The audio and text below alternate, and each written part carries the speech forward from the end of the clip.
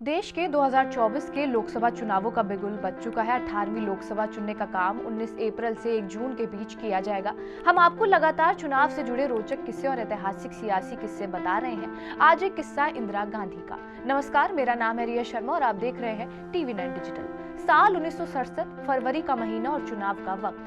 इंदिरा गांधी लगातार चुनाव प्रचार कर रही थी। इसी सिलसिले में वो पहुंची ओडिशा की राजधानी भुवनेश्वर।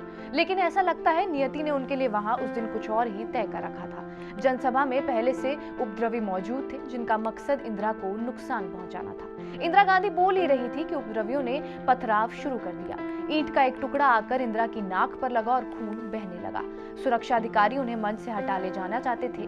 स्थानीय कांग्रेस कार्यकर्ता अनुरोध करने लगे कि वो मंच के पिछले हिस्से में जाकर बैठ जाएं, लेकिन इंदिरा ने किसी की भी नहीं सुनी। नाक रुमाल से दबाकर इंदिरा गांधी खड़ी रही। उनका ये तेवर पूरे देश ने देखा और बाद में उनकी सियासत में भी कई बार उनका ये रूप दिखा। इतना ही नहीं, पत्थर फेंकने वालों से तब इंदिरा ने कहा था, ये मेरा अपमान नहीं है बल्कि देश का अपमान है, क्योंकि प्रधानमंत्री होने के नाते मैं देश का प्रतिनिधित्व करती हूँ।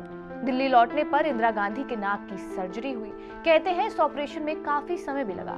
हालांकि बाद में वो मजाक में कहती थी कि मुझे तो लग रहा था कि डॉक्टर प्लास्टिक सर्जरी करके मेरी नाक को और सुंदर बना देंगे। आप तो जानते ही हैं कि मेरी नाक कितनी लंबी है, लेकिन इसे खूबसूरत बनाने का एक मौका हाथ से निकल गया। कमबख्त डॉक्टरों ने कुछ नहीं किया, मैं वैसी की वैसी ही रह गई।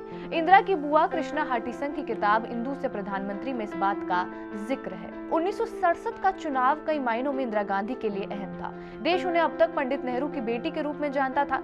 दूसरी तरफ कांग्रेस के कई दिग्गज नेता भी उनके खिलाफ थे। इंदिरा को खुद को भी साबित करना था और कांग्रेस पार्टी की बुनियाद भी मजबूत करनी थी। इस चुनाव में इंदिरा गांधी की जीत हुई थी। 1967 के लोकसभा चुनाव में इंदिरा गांधी रायबरेली से भारी बहुमत से जीतकर संसद पहुंची। ये अलग बात है कि इस चुनाव में कांग्रेस की सीटें कम हो गई थी। कांग्रेस को तब 283 सीटें मिली, जो कि पहले के चुनावों में मिली सीटों से कम थी। इंदिरा की जीवटता का अंदाजा इस बात से लगाया जा सकता है कि भुवनेश्वर की घटना के बाद इंदिरा कोलकाता में एक जनसभा को संबोधित कर रही थी। जब वो भाषण दे रही थी तो उनके एक नाक पर पट्टी लगी हुई थी। बहरहाल, आपका इस किस्से पर क्या कुछ कहना है, हमें कमेंट बॉक्स में जरूर बताएं। बाकी देश और दुनिया की तमाम बड़ी खबरों के लिए बने रहिए हमारे साथ TV9 डिजिटल पर।